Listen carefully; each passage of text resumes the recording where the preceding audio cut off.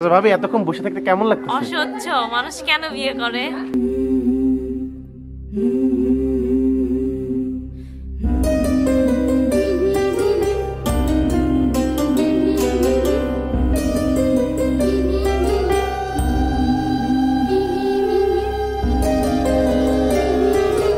এখন তো ঘুম কমে গেছে। আগে মানে আমার আম্মুরা সবাই মানে অভিশাপ দিত যে এমন জায়গায় বিয়ে হবে যেন ঘুমাতে না পারে।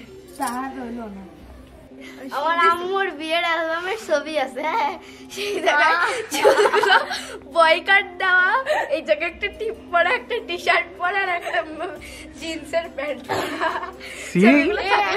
বিয়েতে এরকম ছবি তোলা, তাও সে পিছনে ছবি তুলতেছে তো এইরকম করে সবাই এদিক ওদিক তাকায় রয়েছে, সে এইরকম করে ভাব নিয়ে পিছনে বসে আছে।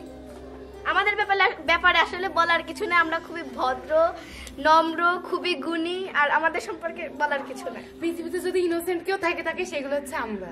আমাদের মতো ভদ্র মেয়ে আর পৃথিবীতে পাওয়া যাবে না, বিশেষ করে বোন। আমি স্পিচলেস।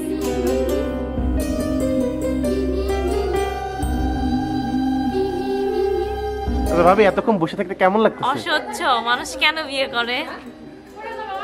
তুমি জানো মানুষ কেন বিয়ে করে? তুমি যেই কারণে করছো, মানুষও সেই কারণেই করে। আমাকে জোর করে দিছে।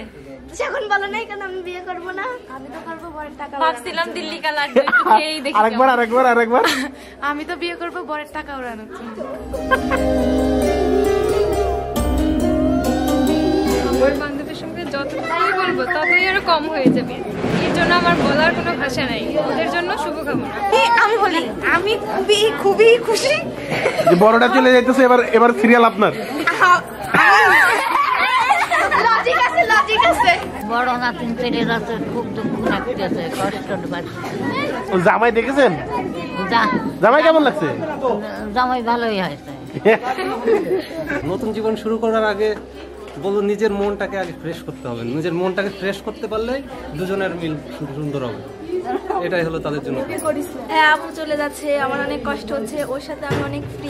আমাদের 3 বোনের মধ্যে ওর সাথে আমার বেশি মিল। মেজো আপুর সাথে আমার সবসময় ঝগড়া বাঁধে, কিন্তু ওর সাথে কখনো বাঁধে না। ওরে আমি অনেক মিস করব। আমি ওর মেজো আপুকে অনেক ভালোবাসি। আমাদের খুবই বড় বোন ছিল সে, তার চলে যাতে আমরা খুবই কষ্ট পাচ্ছি।